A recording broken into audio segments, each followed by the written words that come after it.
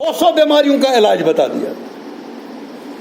میں نے بولا میرے بھائی اگر اتنا علاج اس میں ہوتا پھر ہسپتال تو بند کرنے کس لیے رکھیں؟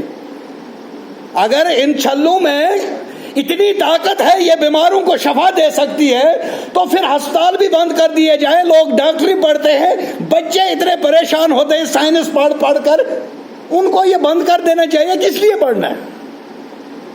یہی چھلا ایک ایک ڈال دو تمام بیماریاں ٹھیک ہو جائیں گی، اور کام کرنے کی بھی ضرورت نہیں، کوئی نوکری بھی مت کر لو، محنت بھی مت کر لو، آپ کو روزی خود بخود ہی ملتی رہے گی۔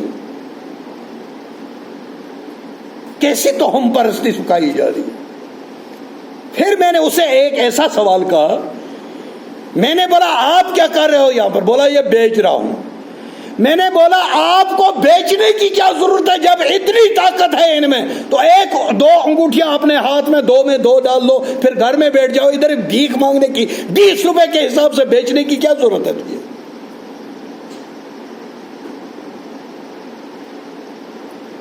اس کی زبان جو وہ گنگ ہو گئی، کیا جواب تھا اس کے پاس؟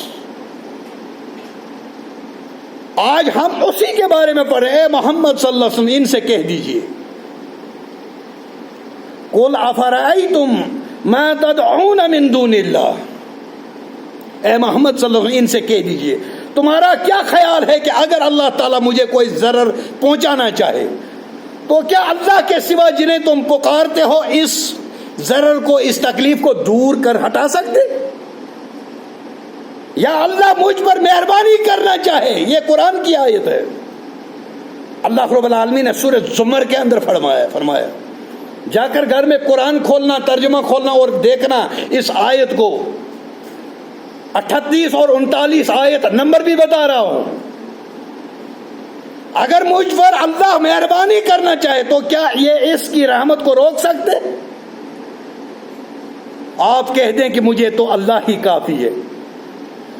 بھروسہ کرنے والے کے لیے اسی پر بھروسہ کرتے ہیں جو بھروسہ کرنے والے۔ کس پر؟ اللہ پر۔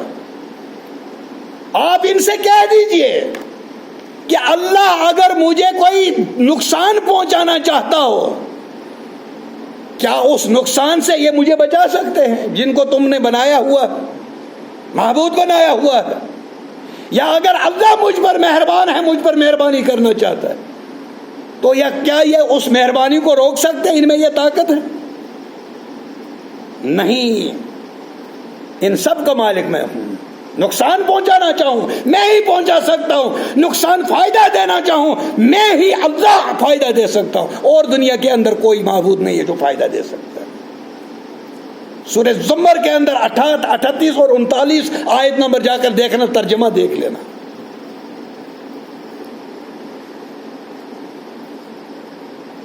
اللہ کے نبی صلی اللہ علیہ وسلم، نبی کریم صلی اللہ علیہ وسلم ایک آدمی کو دیکھ رہے ہیں، اس نے چھلا پتل کا، حدیث کے راوی جو ہیں حضرت عمران بن حسین، ایک آدمی کو پتل کا کڑا دیکھا، مرض کی وجہ سے پہنا ہوا تھا، تو نبی کریم صلی اللہ علیہ وسلم نے فرمایا یہ کیا ہے؟ فرمایا، اس نے جواب دیا کہ یہ مجھے ایک بیماری ہے وہنا، اس کے لیے میں نے پہنا ہے، اس بیماری کو دور کرنے کے لیے میں نے یہ پتل کا کڑا پہنا ہے۔ نبی کریم صلی اللہ علیہ وسلم نے اس سے چھلا پہننے سے منع کر دیا، فرمایا اسے اتار دو، تمہیں کوئی فائدہ نہیں پہنچا سکتا، تمہاری کمزوری میں مزید یہ اضافہ پیدا کرے گا۔ اور جس چیز کو محمد رسول اللہ صلی اللہ علیہ وسلم فرما دے کہ یہ تجھے فائدہ نہیں بلکہ الٹا نقصان ہی پہنچائے گا، یہ تجھے راحت نہیں بلکہ غم پہنچائے گا، تکلیف پہنچائے گا، ضرر پہنچائے گا۔ اور ساتھ میں فرمایا اگر اس چھلے کو، اس کڑے کو پہنے ہوئے تیری موت آ گئی تو تم کبھی بھی نجات نہیں پا سکتے۔ اگر اس کو پہنے ہوئے آپ کی موت آ گئی تو آپ کبھی بھی نجات نہیں پا سکتے۔ یہ وہنا کیا چیز ہے؟ امام ابن اسیر الجزری فرماتے ہیں کہ وہاں ایک ایسی بیماری ہے جس میں کندھے یا پورے بازو کی رگ پھول جاتی ہے، بازو کی رگ پھول جاتی ہے۔ تکلیف سے نجات کے لیے دم بھی کرتے ہیں۔ بعض اہل علم کا قول ہے کہ کوہنی اور کندھے کے درمیان حصہ میں بعض اوقات تکلیف ہو جایا کرتی، یہ تکلیف صرف مردوں کو ہوتی ہے، عورتوں کو نہیں ہوتی، اس کے لیے یہ چھلے اور یہ پیتل کے کڑے پہنے جاتے۔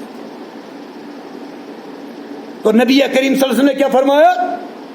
اس کو اتار دو، یہ تمہیں کوئی فائدہ نہیں پہنچا سکتا بلکہ مزید تمہاری کمزوری میں اضافہ کرے گا، اور اگر اس چھلے کو پہنے ہوئے تیری موت آ گئی تو تو کبھی کامیاب نہیں ہو سکتا۔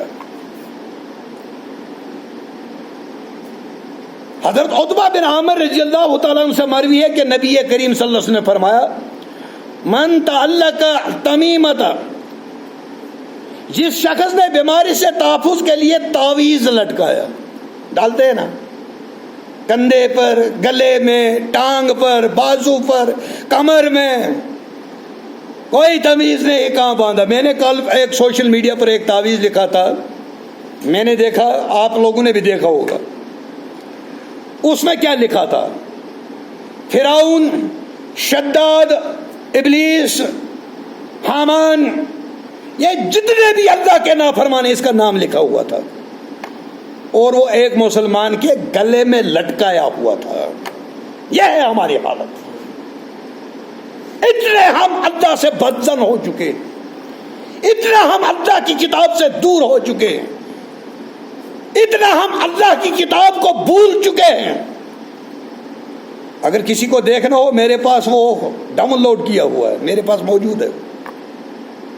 حامان کا نام لکھا ہے، شداد کا نام لکھا ہے، ابلیس کا نام لکھا ہے، فرعون کا نام لکھا ہے، نمرود کا نام لکھا ہوا ہے، اور وہ مسلمان کے گلے میں ہے۔ اور اگر اس مسلمان کی موت اسی حالت میں آتی تو وہ کہاں جاتا؟ وہ سیدھا جہنم میں چلا جاتا، چاہے کتنے بھی اعمال ہوں۔ میرے بھائی، اگر زمین و آسمان کے درمیان جو خلا ہے یہ پورے آپ کے اعمال سے بر کرو، یہ بری ہوئی ہو خلا، لیکن اس میں اگر آپ شرک ہے، آپ نے پتل کا کڑا ڈالا، آپ نے دھاگا باندھ لیا کمر میں، ہاتھ میں، گلے میں، اس لیے تاکہ اس سے میں بیماری میری ٹھیک ہو جائے گی، آپ سیدھا جہنم میں چلے جاؤ گے۔ بیماروں کو شفا بخشنے والا حضرت اللہ جل شانہ جل ذکر، بیماریوں کو دور کرنے والا اللہ رب العالمین۔ نبی کریم صلی اللہ علیہ وسلم نے فرمایا، جس شخص نے بیماری سے تحفظ کے لیے کوئی تعویذ لٹکایا، اللہ تعالیٰ اس کی مراد پوری نہ کرے۔ نبی کائنات صلی اللہ علیہ وسلم بد دعا دے رہے ہیں۔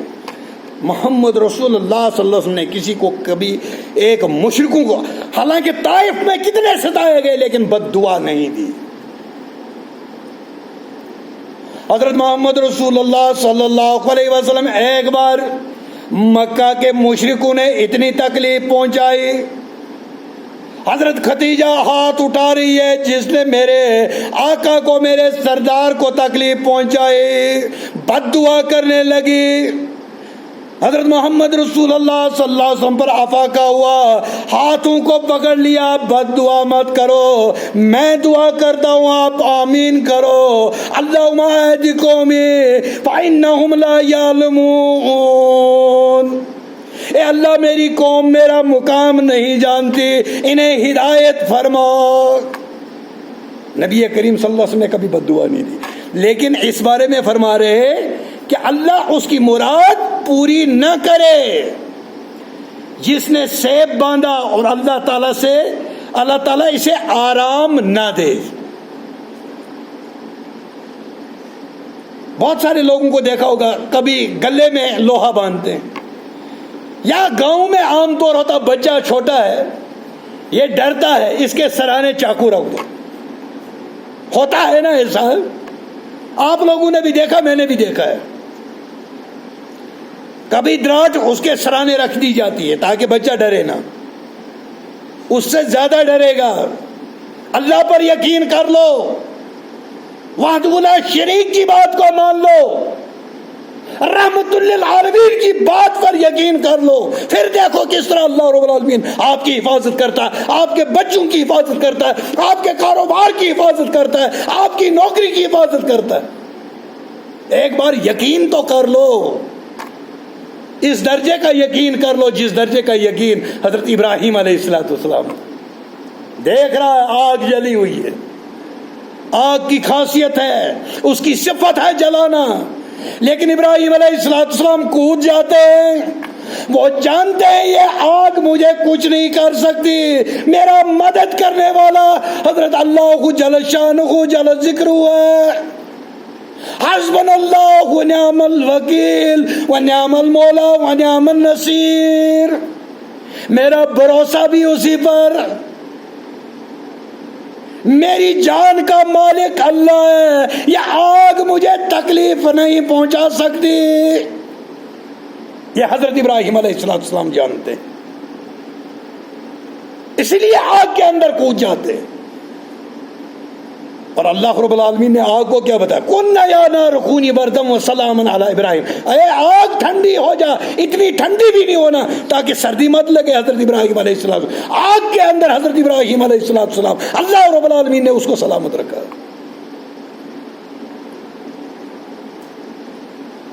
اور ہر پیغمبر، ہر نبی کی یہی تعلیم تھی، یا ایھا الناس قولوا لا الہ الا اللہ تفلحوا۔ اور اگر آپ یہ دیکھو گے کہ میں نے کچھ کتابیں جو ہیں، کلکی اوتار ایک کتاب ہے، کلکی اوتار یہ سنسکرت کا لفظ ہے، کلکی اوتار کہتے ہیں پیغمبر کو، سنسکرت میں اوتار کہتے ہیں پیغمبر کو۔ اس کلکی اوتار میں لکھا ہوا ہے کہ آخری پیغمبر آنے والا ہے، اور اس کی نشانیاں بھی بتائی گئی، اور وہ ساری نشانیاں حضرت محمد رسول اللہ صلی اللہ علیہ وسلم کے ساتھ مل رہی۔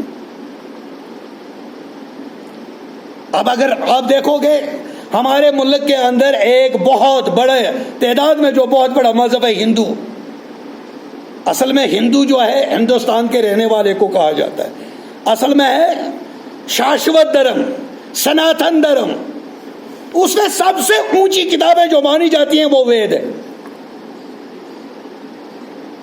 وہاں پر لکھا ہوا، ان ویدوں کے اندر لکھا یکم برہماستی، ایک ہی برہما ہے، ایک ہی اللہ ہے، وہاں پر بھی موجود ہے۔ لیکن جو ہمارے جو ہے نا یہ ٹھیکیدار جو مذہب کے جو یہ کتابیں پڑھے ہوئے ہیں وہ لوگوں کو نہیں دکھانا چاہتے۔ جتنا اپنے مذہب کی، اپنے مذہب میں یہ نہیں کہوں گا کہ غیر مسلم آ کر قرآن پڑھے، لے وہ اگر وہ اپنی ہی کتاب پڑھتا ہے وہ ایک اچھا انسان بن سکتا ہے، لیکن جب اپنے مذہب کے نزدیک جائے گا، قریب جائے گا، اور اسی طرح سے مسلمان جب قرآن پڑھے گا وہ ایک اچھا انسان بنے گا۔ یہ ہو ہی نہیں سکتا کہ پھر اس سے کوئی ایسی غلطی سرزد ہو جس سے عوام کو، جس سے لوگوں تک کو تکلیف پہنچے۔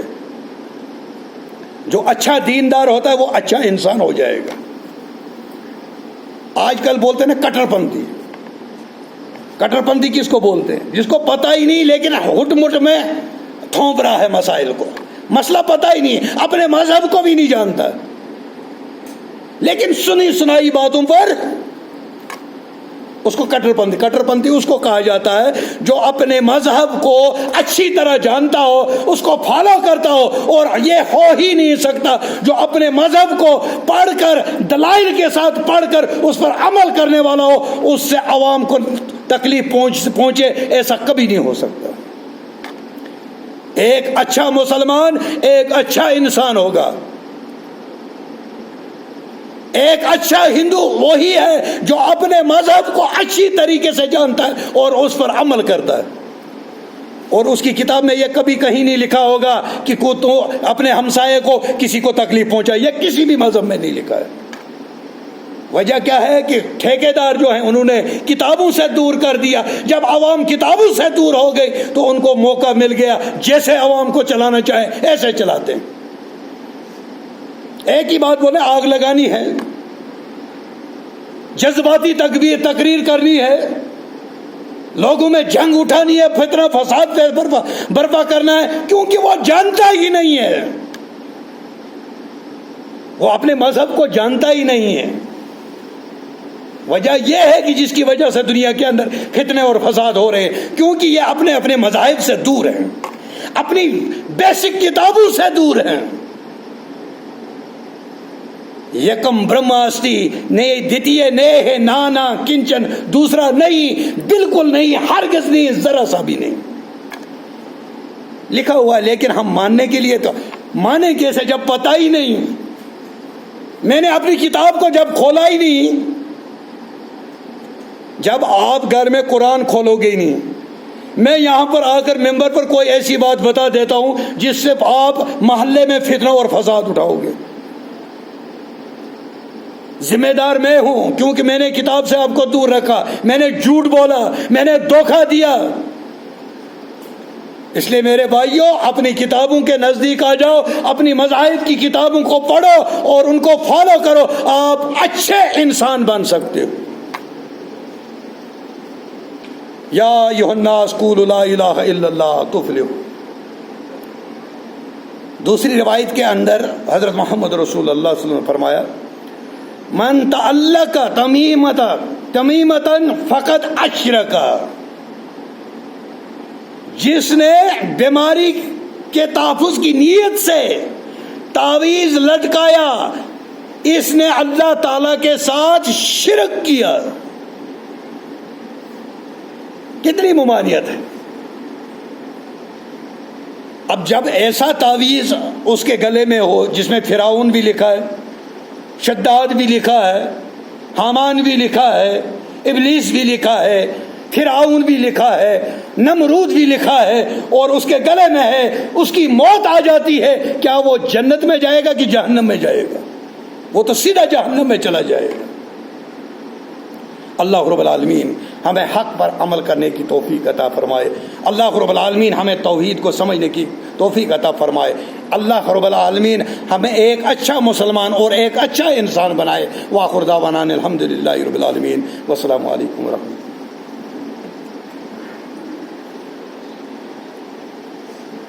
اللہ. الحمدللہ الذی نحمده ونستعینه ونستغفره ونعوذ باللہ من شرور انفسنا ومن سیئات اعمالنا، من يهد الله فلا مضل له ومن يضلل فلا هادي له، ونشهد ان لا اله الا الله ونشهد ان سيدنا وسندنا ومرشدنا ومولانا محمدا عبده ورسوله بأرسل حق بشيرا ونذيرا. اما بعد، فإن خير الحديث كتاب الله وخير الهدي هدي محمد صلى الله عليه وسلم وشر الأمور محدثاتها وكل محدثات بدعة وكل بدعة ضلالة وكل ضلالة في النار. اللهم نصر من نصر دين محمد صلى الله عليه وسلم وجلنا منهم، واخذل من خذل دين محمد صلى الله عليه وسلم ولا تجلنا منهم. يرحمكم الله. ان الله يأمرون بالعدل والإحسان وإيتاء ذي القربى وينهى عن الفحشاء والمنكر والبغي لعلكم تذكرون. واذكروني اذكركم واشكروا لي ولا تكفرون. اے اللہ، جو اسپتالوں کے اندر بیمار شفائے کاملہ عطا فرما، گھروں کے اندر بیمار شفائے کاملہ عطا فرما. اے اللہ، اس مجلس میں کوئی بیمار شفائے کاملہ عطا فرما. اے اللہ، خواتین کوئی بیمار، اللہ رب العالمین شفائے کاملہ عطا فرما. اے اللہ، ہمارے نوجوانوں کو ہدایت فرما، ہمارے بزرگوں کو ہدایت فرما، ہماری بہو بیٹیوں کو، ماں بہنوں کو ہدایت عطا فرما. اے اللہ، ہمیں حلال رزق عطا فرما. اے اللہ، ہمارے زراعت میں برکت عطا فرما، ہمارے کاروبار میں برکت عطا فرما. اے اللہ، جو بے روزگار ہیں انہیں روزگار عطا فرما، حلال روزگار عطا فرما. اے اللہ، ہمارے والدین کو جنت الفردوس عطا فرما. اے اللہ، ان کے حسنات کو قبول فرما، ان کے سیئات پر درگزر فرما. اے اللہ، ہمارے والدین کو جنت الفردوس عطا فرما. اے اللہ، اس دنیا سے جتنے بھی چل بسے ہیں، اے اللہ، ان سب کو جنت الفردوس عطا فرما، ان کے حسنات کو قبول فرما، ان کے سیئات کو درگزر فرما. اے اللہ، جو بے اولاد ہیں اولاد صالح عطا فرما، اولاد نرینہ عطا فرما. وآخر دعوانا الحمدللہ رب العالمین، والسلام علیکم ورحمۃ اللہ.